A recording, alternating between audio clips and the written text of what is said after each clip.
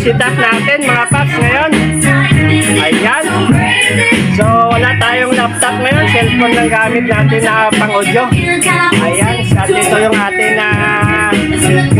power amp. So wala tayong subwoofer, kundi pang midday lang na leader na apat yung sound check natin ngayon mga paps.